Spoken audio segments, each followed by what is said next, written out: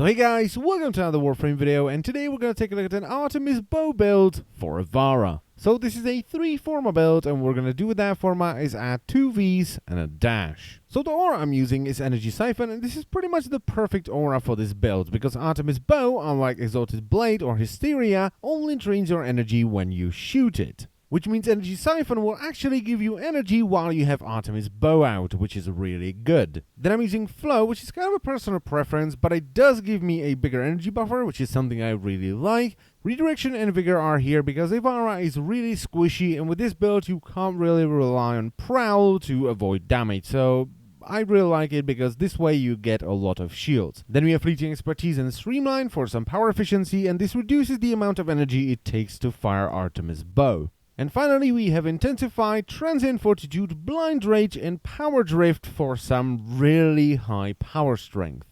Now, the weapon I'm using with this build is a 3 Forma Threat with Serration for more damage, Split Chamber for multi-shot, Vital Sense and Point Strike for crit damage and crit multiplier, Stormbringer and Infected Clip for corrosive damage, Speed Trigger for more fire rate, and Thunderbolt. Because of, well, this. Boom.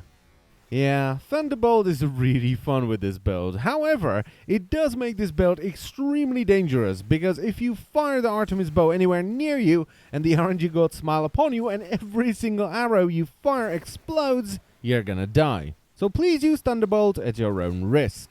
Now, even though I really like Ivara for her farming capabilities with Prowl, this is definitely the way to go with her. This is extremely fun and it's really damn powerful. It's also one of the best builds, together with Exalted Blade Excalibur and Hysteria Valkyrie, to take against the Batalists and Conquilists. So if you want to farm Vengeful Revenant, this is the way to go. The only kind of downside to this build is Ivara's squishiness, because even with Redirection and Vigor, you are still extremely squishy, and Prowl with this build is pretty damn expensive, so I would not recommend relying on it constantly.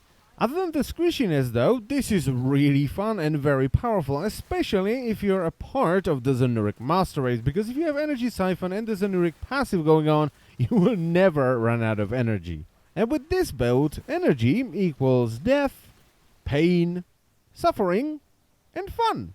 Lots and lots of fun. Did I mention this build is fun?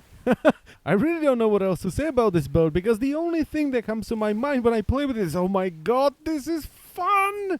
Just straight up fun, left, right, and freaking center.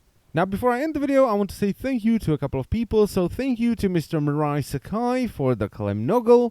Thank you to Mr. Zelicopter00 for the Lotus Noggle. And also thank you to Mr. Zero Zangetsu for another Lotus Noggle. Now I can finally have 2 Noggles right next to each other, being very symmetrical. I like that, so thank you very much guys, I love them. And that's pretty much it for the video, so I thank you very much for watching once again, and I will see you next time. Bye bye.